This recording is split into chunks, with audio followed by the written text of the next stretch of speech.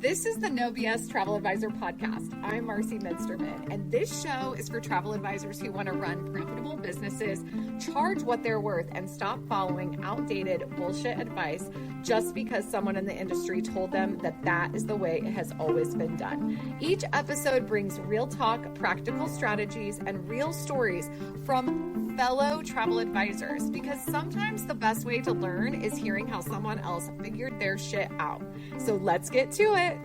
Everyone, welcome to the No BS Travel Advisor podcast. I am Marcie Muensterman, and today I have Natasha with me. She is with Serenity Sand and Seas Travel. She's been an advisor for 7 years. She's a mama. She is doing lots of things and a retired nurse to boot. So I want to chat with you with Natasha today about all of the things that she's experienced in the last couple of years. This is I think it's like episode 6, maybe 6. And I'm just really excited to be here with Natasha today to tell her story. And I hope that you guys enjoy. All right. Welcome, Natasha. How are you? I'm great. Thank you. I'm so excited to be here. I'm a little bit nervous because I am shy. But when we talk travel, that's when I come out. I love it. I love it. And I know that about you. Yeah, so thank you. Absolutely. It's my pleasure. I am just glad to get to catch up with you, because when I think about our relationship and how far back it now goes, it's almost 2 years, which is crazy. You were one of my first coaching clients that first summer I coached. So it's been a wonderful experience watching you grow. And I know that there's been a lot of challenges. So, but before we kind of dive into all that, like, what are you up to? How is wave season going? What's going on with you over there? I am holding on tight. Wave season is waving over here. Yes, I love, when I did the coaching, I was that one who turned into the 2-year-old who was having a tantrum on the floor when you said, get rid of my form. We talked about that a little bit on my last episode. I'm like, yeah, you said, get rid of the form. And I was gun-ho. I was like, oh my God, I invested so much into building this form, but Marcie is telling me to get rid of it. Oh my gosh, that is so funny. I don't know if I knew how attached. I probably did at the time, but didn't care. Yeah. No. You're like, you did it. It's fine. You're not using your form during wave season anymore? I am not. They are booking on my calendar. Yeah. I'm going through the process. I took all of your courses. Yeah. And I'm so excited. Those rate, yes. It's Go ahead. 90-95%. 90 to 95%. I could literally dance in my seat every time I hear that kind of testimonial. And I'm just so proud of you, because it is hard to make those big changes. And what I've seen in your journey is, first, like, tell me a little bit about your family, because you are a busy woman. So yeah, tell me a little bit about that. Tell everybody kind of your background, your story, how you became an advisor. Let's just jump into it. Okay, so I'm going to go all the way back. Okay, I love all the way back. I'm a former New Yorker who was brought here. My daughter is almost 24. And she was 3 months old when we moved from New York down here to North Carolina. And 45 minutes from Raleigh. Came down, kicking and screaming, didn't want to move. Went into nursing, married the first time, didn't work out. And I've always had an interest in travel. I've been traveling since, there's pictures of me, I'm 6 months old, traveling to different places. And my godparents would use AAA. That was the thing back in the day. And they would take these. People still use AAA because it's such a well-known brand, and you get your card and you get your discount. So it makes sense. And didn't you like walk right in? You could. Yeah. I did pamphlet. So I always had a travel advisor in the back of my head. Probably 12. Went through my nursing journey, been a nurse for 16 years. 12 of that has been home health. And it's ironic that we're doing this today, because today marks the day that I lost my patient.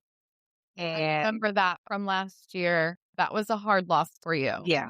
And taking that journey after our coaching, getting me prepared for this day, for that day, was like, oh my God, it's finally here. What do I do? Yeah. Follow Marcie's tip. Duh. So when you and I met, you were on this journey to sideline the nursing career. That was like really your ultimate goal. And we had talked about how long that might take. How long did it take? I mean, I know you said like we're a year out from losing your patient, but what was the original plan? How long did you think it was going to take you to move forward from your nursing career to completely being just a travel advisor? I thought I had another 15 months. Wow. So you left nursing 15 months before you thought you would. Yeah. After our coaching, I think our coaching ended in September. Mm-hmm. And And you left. January. And how has it been? I know you used to be with an MLM, a multi-level marketing host. Are you on your own now? You're on your own now. You have your own company. And when did you go independent? It was 2 years. It was 2 years. So a year prior. Okay. All right. So you went independent. You left the host agency. Did something happen at that company that was just like, I'm done, I gotta go? You know, when I first started, like most or some MLMs, you get in, and it just depends on who your mentor is, who your sponsor is, the level of nurturing or training that they also provide. Right. And I didn't have that when I first came in. Okay. And I was in not even 3 days before I then brought in someone into the business. Oh, wow. And I didn't want them to feel like I felt. And so I immediately jumped in, took all the trainings that I could so that I can then be a resource to them. But what transitioned me to become independent was there was a lot of back and forth, who you can use, who you can't use, who you can build a relationship with and who you can't. And I just didn't feel working my business being handcuffed in that manner. Do you mean preferred partnerships with like suppliers, vendors? Yeah, just reached out to me, have conversations. Yeah. Okay. All right. Yeah. That's so interesting. It's interesting every time I talk to somebody who has come from a place of like, this is what was happening to me. But then somebody in that same company will sometimes say, that didn't happen to me. I don't even know what you're talking about. And I think that's probably one of the main issues that we see in the multi-level marketing like segment of the travel industry is we know they're here to stay. I mean, they have a lot of buying power now, but that inconsistency and conversation and control and things like that is where a lot of people don't understand that they have options and they think this is the only way to do this. And I think it's because their marketing is so aggressive and how they, recruit and talk about the business in a very, I don't know. I think it's one of those things where this is where a lot of advisors over the years have gotten frustrated is they're saying things that are really untrue about our industry and how you earn trips and how you earn commissions and things like that. And it's unfortunate because there is a space, I feel like, for them. But because of that inconsistency in their marketing, it really does cause, some of you guys who are excellent salespeople want to be leaders to, exit early. Really? Yeah. So you decided to go all in, all on your own, deal with the lower commissions, with having your own agency. How is that going?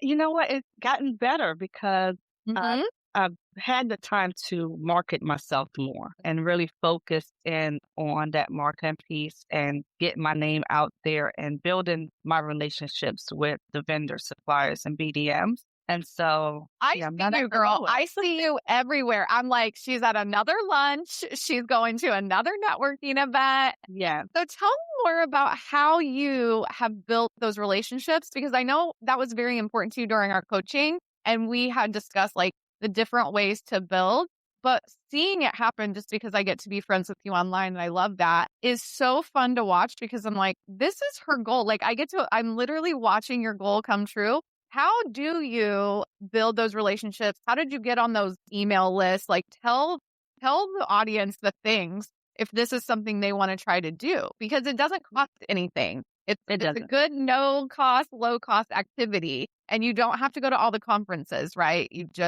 There's opportunities right there. Yep. You pick and choose, who your preferred or who you want your preferred suppliers to be, what destinations you're looking to sell. So I really focus on those, but I'm a template queen. So if I can get a good template that tells me exactly things to include in an email, include in something communication wise. I utilize that. And I have a wonderful template from you to reach out. We love a template. Rinse and repeat. Love a rinse and repeat. And I just sent that out. Introduce who I am. I introduce, what I sell, what my niche is, and how I look to have more growth with that company or with that product or brand. And how does it typically turn out? Like, they love it. 10. Yeah. They're like, oh, let me put you on my email list. Oh, I'm going to be in your area soon. So I got you. I want to meet you. Or we'll hop on a Zoom and they'll go ahead and do a one-on-one training with me. So it has definitely helped. And I really love that. Being independent. Yeah. And as an independent agent, and an agency owner and CEO of your business, you have to drive these conversations. I often will be online and seeing conversations around people talking kind of crap about BDMs. And I'm like, well, what are you doing to build that relationship? It is not a one-way street. Yes, we very much are the client. And I understand that perspective of they should come to me. I'm the one selling their product. But they have thousands of advisors in their districts. They usually have a huge region that they have to cover. Perspective on it is if you want to have that relationship, you have to go work at having it. It's not going to just automatically come to you, and you're not entitled to their time. Just like our clients are not entitled to ours. And so really choosing how to reach out and being very specific in your ask, I think is so huge. And you guys, you know what? I'm going to share the template. So we'll just dig up the template and put it out there for you in the show notes. And I think because it's a great way to introduce yourself and have lower expectations. I would say the first couple times, they may not have time to respond, but I do think greasing the wheels is on us. It's not necessarily on them. And I also think showing up is important. So if they do get a hold of your email and you're already getting emails from them, responding to that email or showing up on a webinar, things like that, something simple as that, they'll start to see your name and they'll see how serious you are about that relationship and building that brand up, right? Yeah, I recently went to a trade show for ASTA. I am a part of ASTA, recently joined. Good. There was a cruise line rep, BDM. I won't name the cruise line, but I introduced myself and, get her information. And she said, hey, I know you. The whole time, she was just kind of looking down. She was, just kind of gathering her stuff. And as soon as she heard my name and my business name, she was like, I know you. I need your information. We need to connect. And it's been awesome since. I love that. And that's what I'm saying. She knows because you probably emailed her a couple of times. You show up on her webinars and they're so busy. There are so many agents that they have to keep track of.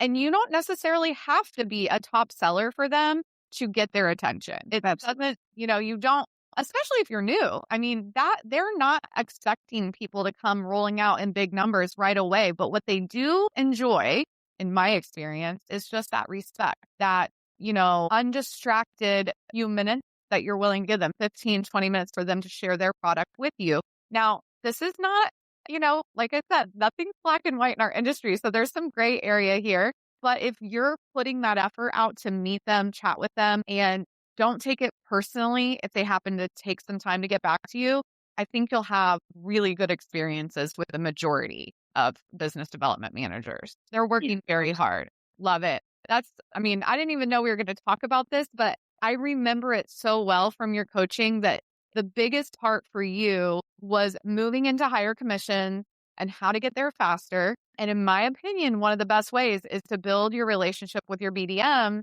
because they'll go to bat for you on those commission levels and things like that. So that is so exciting.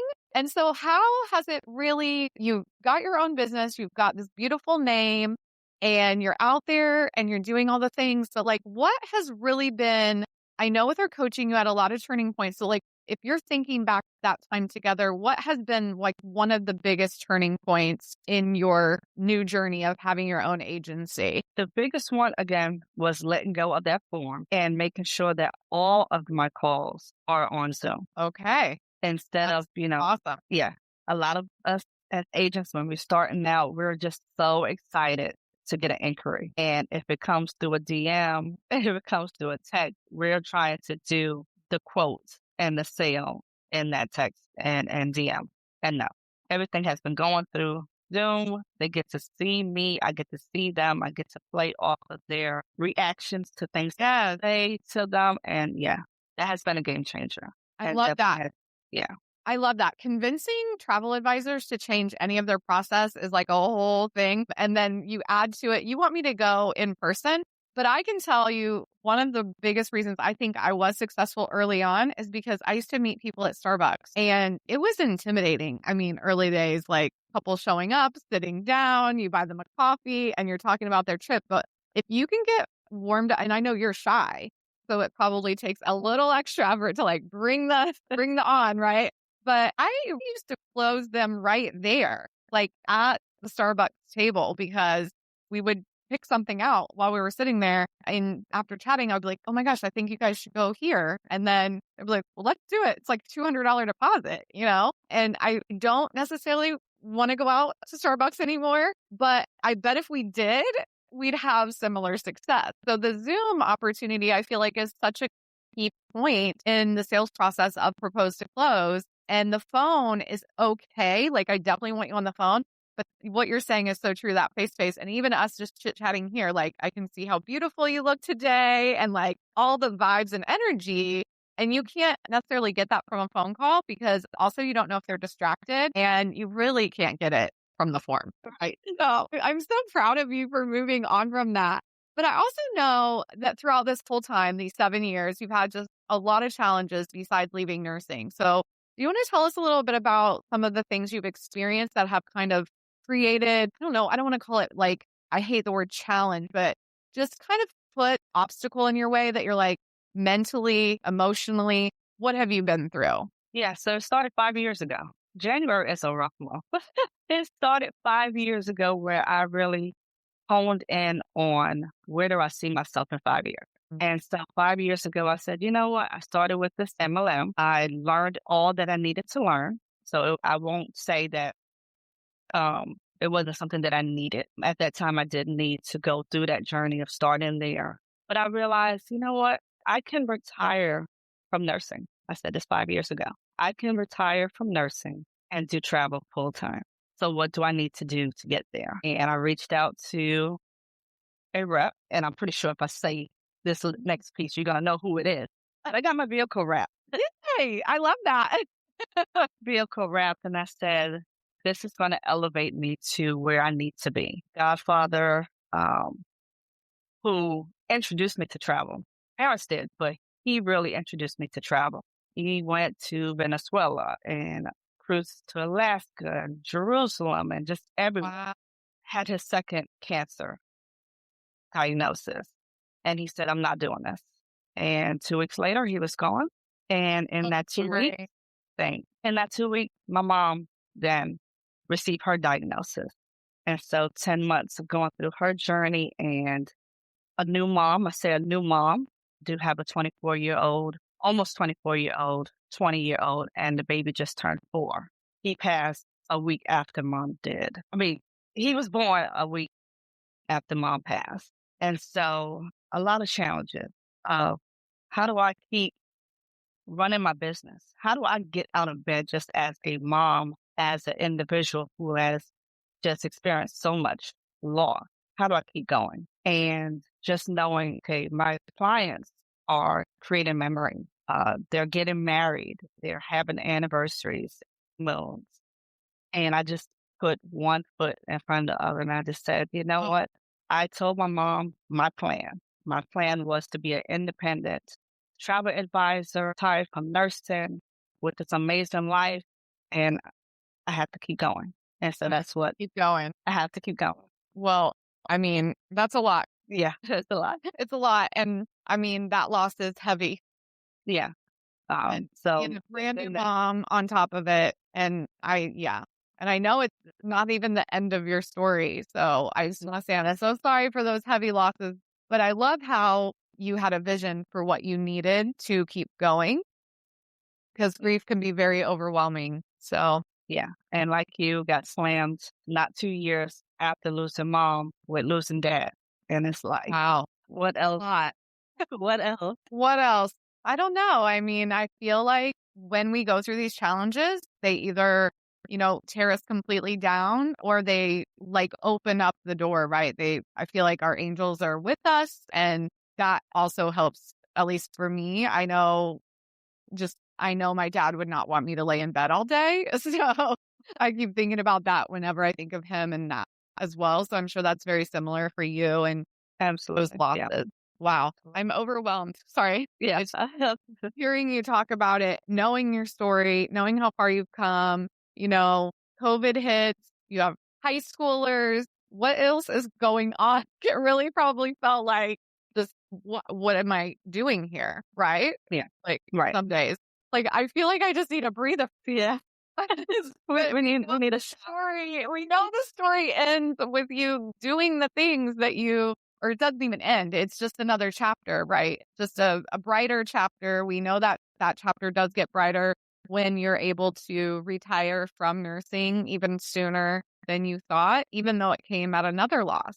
So just a lot of strength is being shown, Natasha. Like you are a phoenix, truly. And it's incredible to be able to share this story because I think people either allow those things to completely ruin their dreams or their goals, or they just can't get up. And that's okay too. Like it's okay to take that time and that break from and deal with the grief. But if we really want something, and with travel especially, there's something that like gets in our soul when it comes to this business. I feel like we're supposed to be here. We'll figure it out. And I'm just curious, do you feel that way as well? I do. I do. Yeah, it's incredible. So I think one of the really cool things too, that when we were coaching and you were literally like I was walking you through the courses before they existed, I thought what was so interesting about your success is every time we would chit chat, you were like, oh, I did the thing you said and it worked. And I want to talk a little bit about what that looks like because I do think the implementation piece, not just the learning piece or the training piece or buying the course piece, but the actual implementation can be really challenging. So how did you overcome the challenges of like getting rid of your intake form, but also going straight to the Zoom?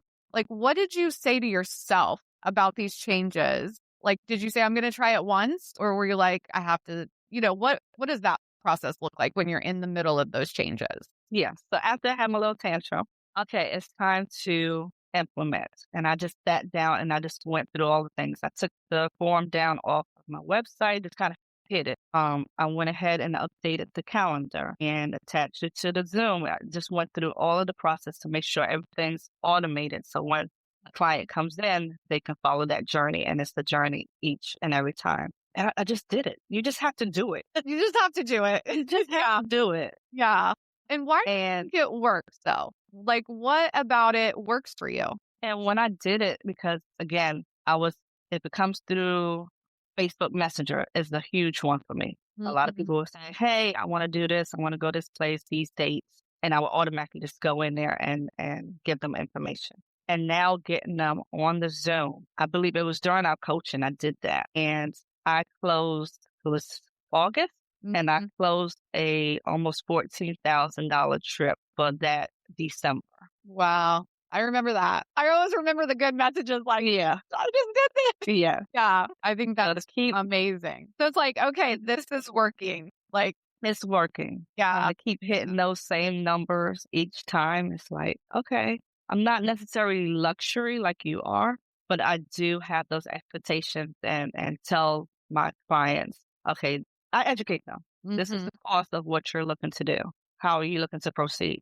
I love that because I think one of the other pieces of Propose to Close that a lot of people get really anxious about because they hear me say, don't ask for a budget. And then people are like, no, you have to know how much they have to spend. And we're still finding out if they can spend the money, but it's just in a different way, right? We tell them, we educate them, we listen because everybody's vision is so different, but also we know how much things cost. And especially if you are niche, and I know you're very niche, which also really helps with being a Caribbean specialist, it might fluctuate here or there. If they're a more luxurious client, obviously it's going to cost a little more, but you know your averages. And if you know your averages, guys, you know more than the next person. You know more than that client. And that, I think, is a game changer when you are able to confidently guesstimate. I don't even mean guesstimate, but truly estimate for them how much this trip is going to cost instead of saying, how much do you have to spend? Right. We're going to tell you how much it costs and then we make adjustment. We're not saying, never find a budget. It's just finding it in a different way that keeps you in control of the conversation. And that also starts with getting rid of the intake form, because we don't need to be planting seeds that we can put together a $1,500 trip to one of the most expensive Caribbean destinations in the world. So you have to be careful about planting those seeds with those options of cost. Yeah. Yeah. So And for new agents, I would say, if you're not quite niche, if you're new to the industry, it's okay to go and do a quick, do some research, find out what it costs. What's the lowest budget that you can attach your business name to? Because I do have a minimum spend. And then what's the highest, so that you have those ranges. So as you're building your portfolio. I love that. I love that advice. She's given all her free stuff away now, guys. Like, you Yeah. do all of this without investment. It's the best. So when you're on your own now, we're like a year or so out from the coaching. And I know you're doing really well and you're building all these incredible relationships. I'm just curious, as far as like you niching, where are you at in your niche journey too? Because I know that was a little like, what am I going to, I know you wanted to do a lot more destination weddings. That was a big one. How is that going for you? So this year it's a little slow, which is okay. But last year I was knee deep in the destination wedding groups and getting that done. Right now it is group cruises and still all inclusive. So, and I mixed up a little Europe in there. So I had to go do my little research. I love that. I love that. With the cruise line. I will fight tooth and nail for you guys to niche, and you're still like, I do all of it. It's fine. I was attached to a cruise, so then that's definitely in your wheelhouse, because I know you love cruising and I know you love sending people on cruises. What is your favorite cruise line? My favorite is Carnival. I love that. I love that. What Carnival really makes you happy? Just how in tune they are. I always get the drink package. Yes. That's the competition between me and my husband.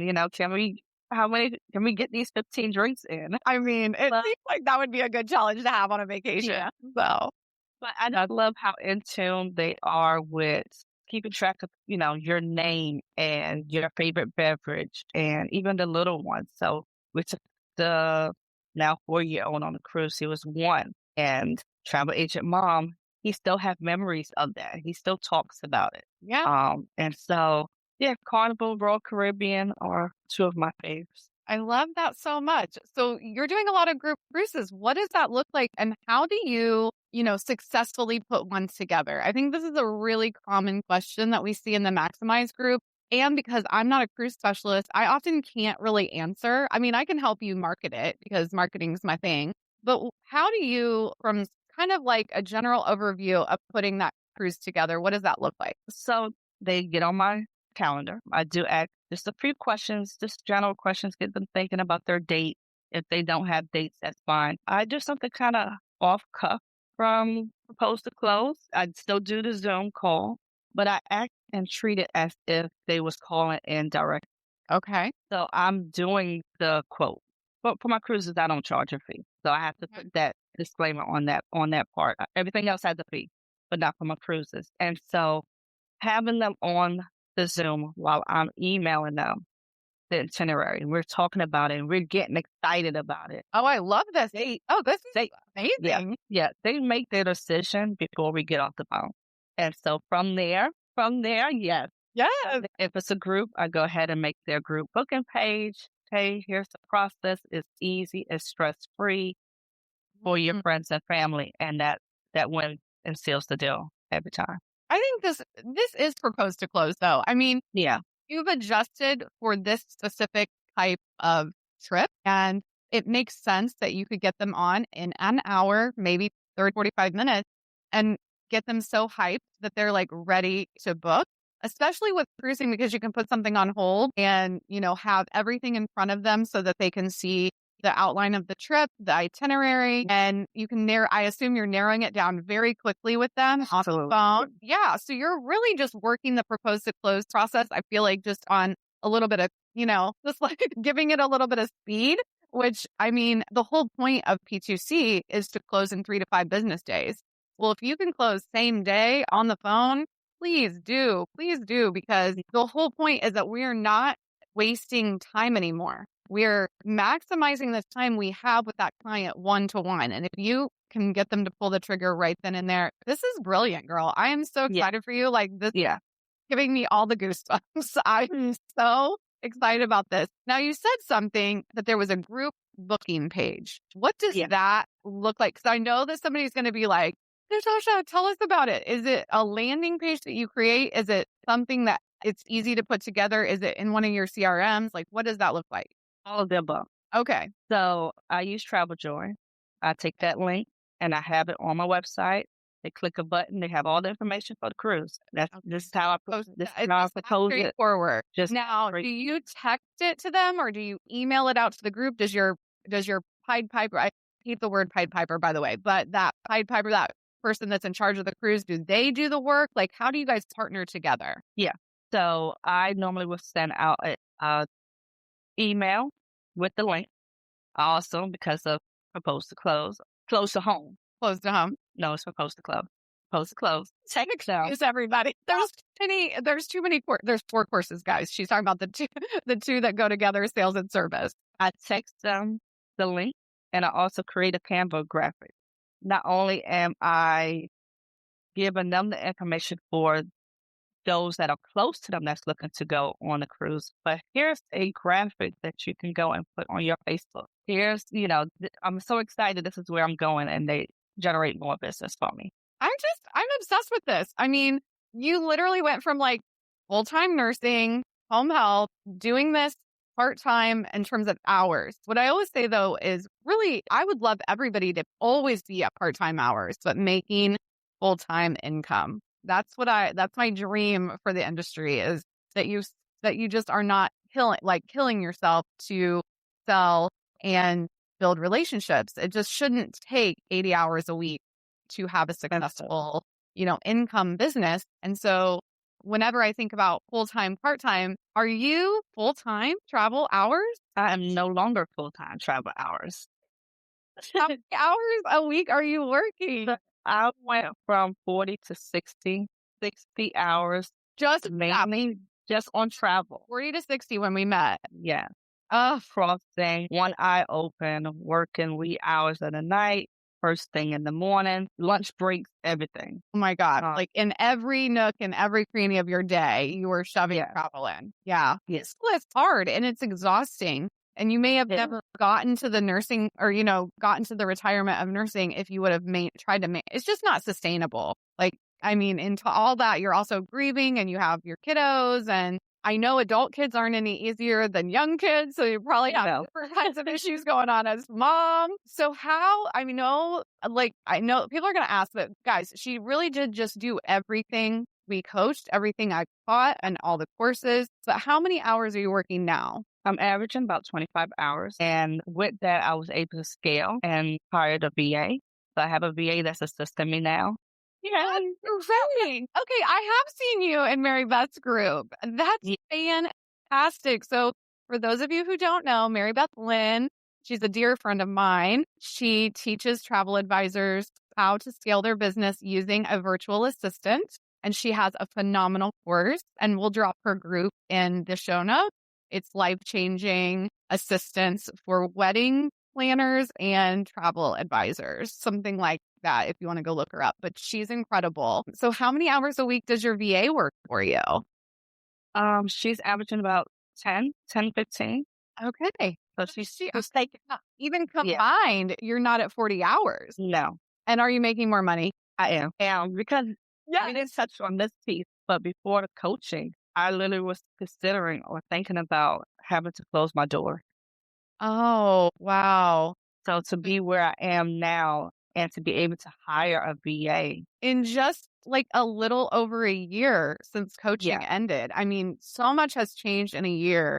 I think that's something that travel advisors really should take away from a lot of these episodes is I think it was maybe the second episode I said, I've only been a coach for less than 2 years right now as we're speaking in January of 25. I started, my first coaching client was March of 2023. My first course release 2023. So if you all are making changes in that 2 year span that's allowing you to quit your full-time jobs, have the life you're wanting to have, that is just not very much time. And so I am just blown away by some of the changes you all have made.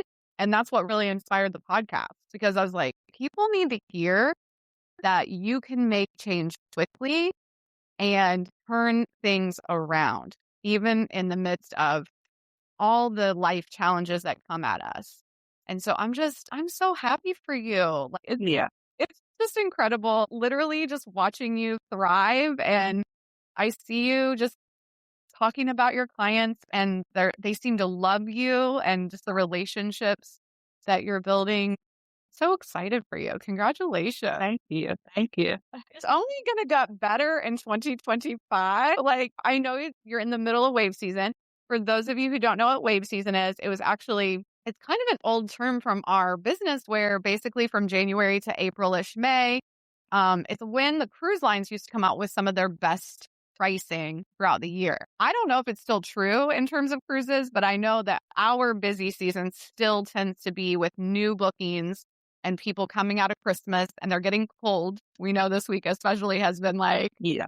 I need to go on a vacation. So it's considered wave season. And it was all stemmed from that terminology that the cruise lines came up with a long time ago. So you are in the wave season. How many clients a week are you currently chit-chatting with? So during wave season, since we started, Wave season, but especially during wave season, you're probably extra busy. Usually it's about 1 to 2 a week, but wave season has been busy. I've had 6 inquiries. Awesome. 5 of which are group cruises. Yeah. One was working your version of P2C, getting those locked in. I love it. Yeah. Had a family of 6 looking to go to Puerto Plata. Okay. And they closed almost $9,000. That is fantastic. Your numbers must be through the roof now. I'm so pumped for you. Like, I'm so excited.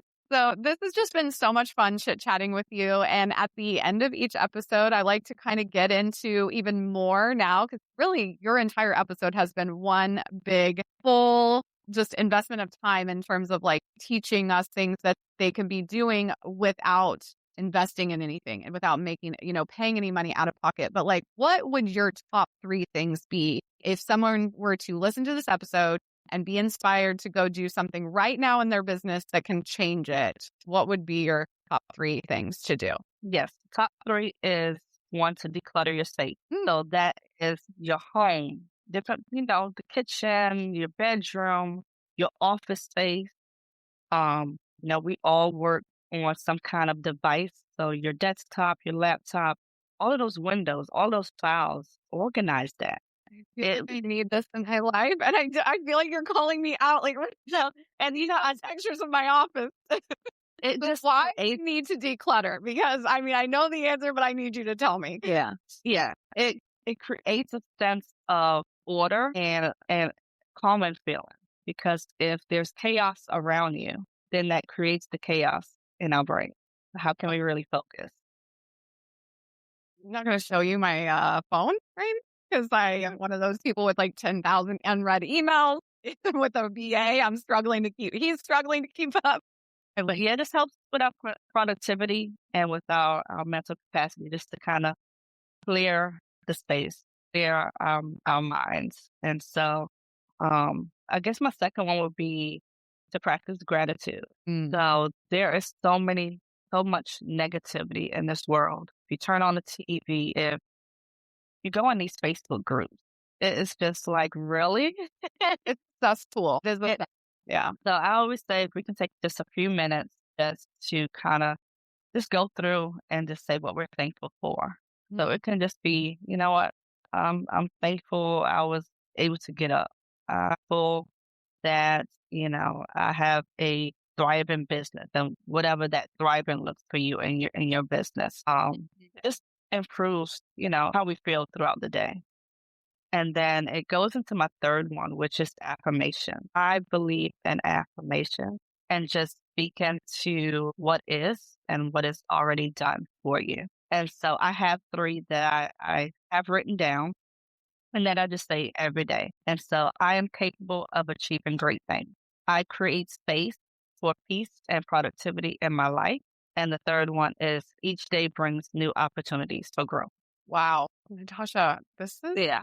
good stuff. And anyone listening or watching the podcast right now, really, this entire episode has been one big therapeutic moment. And I am just overwhelmed with gratitude that you were able to come and share it with us, because these are definitely things that all of us can learn from, take from.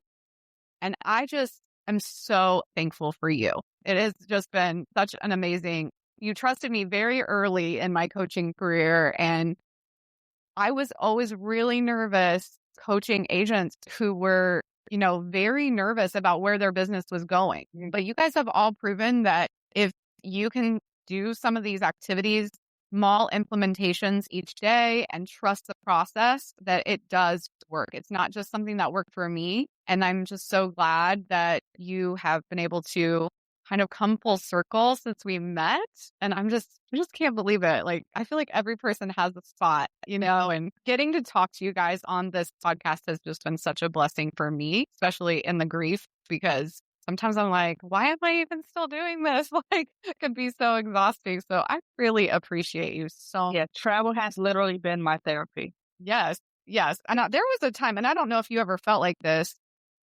It's kind of same topic, but I'm just going to ask you, because I know you've been through it so much. But since I lost my dad, I felt challenged to keep booking. I was almost like, there's so many more important things than going on vacation. And so I had this it was almost 2 months where I really didn't even want to talk about vacations. I didn't want to talk about having a good time, or, even though that is what we do.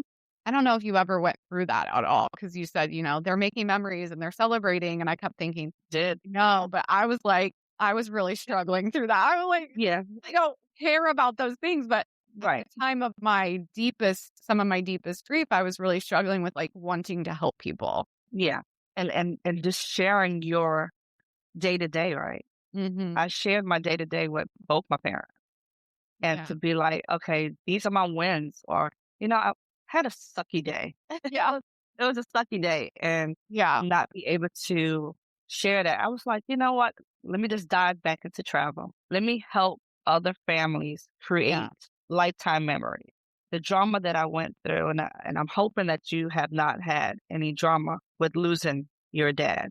The drama that I had losing both my parents was like, why? You can make up this narrative. I've been very lucky that I get to grieve without drama. So that is definitely. You can make whatever narrative that you need to, but these memories that I created with our loved ones, no one can take that away. No one can drop, down on that piece. And so, I love travel. I love helping families just create those memories so that there's something that they can look back on. Well, thank you. I'm just, it's a lot, and we're all going through so much, and so much of it is done alone right here. I guess we have our pups and they hang out with us, but they're not able to fully, I think this job can be very lonely, and it's really the reason I started my Facebook group. Yeah. Some of the Facebook groups are so terrifying and they're so negative. It was just a space for us to land. I've always really enjoyed helping other people learn how to run a business. And so it is so inspiring to hear how much you love travel, your passion for travel, and despite everything else, being able to do a little bit each day. And then not only that, but just to reduce your hours down, make more money, have a more fulfilling dream life of doing the things you really want to do, which I know you love to go on trips. I know you love to take your family places. Where is your next trip? My next trip is going to be Puerto Cana. Cool. Yeah. Yeah, so Where are you staying? We're gonna have to ask which resort. I'm doing my own little thing. Like literally in the middle of planning. Okay, well I'm planning. we're our own list. Are you struggling with this decision? The last time I went to Punta Cana, I was like, "Here's 1,000 resorts." Like, Yeah, I love this. Oh my gosh! Well, I can't wait to see the pictures, follow along. yeah. Before we go, I want to ask you, what is your travel agent's unpopular, controversial opinion? Okay, so I went through a few, Okay. and mine is say no, say heck no, say no, and no and no. No, Uh, again. I'm a part of a AP group, and every year we would do a retreat. And this particular year, my little one, since I breastfed, was literally so attached to me. He was 2. He went with us, went with me, and the word was no, and it stuck out to us. Not every client aligns with us. And so, yeah, not every client is worth taking on. Saying no is better for your business and your sanity. Oh, I love this. I don't even know. I mean, it's not unpopular with me, but I definitely feel like a lot of advisors struggle with this because of the messaging that our industry owners, agency owners post. Just take everything. That's how you never know. I always say, well, then I'll never know. Right. Never know. Right. That's just fine. But that whole, you'll never know like who that person knows, like you should suffer through it basically. And it's like, well, we're suffering through a lot of other shit and we're learning as we go, which is work. So we don't need to suffer in a relationship over a vacation. So I love that Absolutely. so much. I love that. I love Yeah. that. I'm all for protecting, our time, our energy, and just servicing those that do align with us. So it's okay to say no. It is okay to say no. And I think that is an excellent spot to start. Like, get off of here and go say no to something and go say yes to yourself for something else, because that's what I've done. And it's an excellent place to end this podcast, which I'm going to miss you already. So thank you so much for sharing so much vulnerable stories and just the journey that you have been on. I think so many women in our industry can relate. And again, I appreciate you being here. Well, thank you. Thank you. That's a wrap on today's episode, friend. Thanks for hanging out with me again on the No BS Travel Advisor podcast. I hope you're leaving this episode feeling fired up, inspired, and ready to take back control of your business. And let's be honest, your fucking life. If today's episode hit home, do me a favor and share it with your fellow travel advisors who need to hear this. And don't forget to leave a review. Your support means the world and helps me reach more badass advisors like you. And hey, if you've got a story to share or some no BS advice of your own, you've taken a course or 2 of mine, maybe you've been a coaching client, I want to hear from you. Head to my website to apply to be a guest. I'd love to feature you on an upcoming episode. Until then, you fucking got this. Keep being bold, keep being unapologetic, and keep building the business you fucking deserve. This is Marcie Muensterman signing off with zero fluff and a whole lot of heart.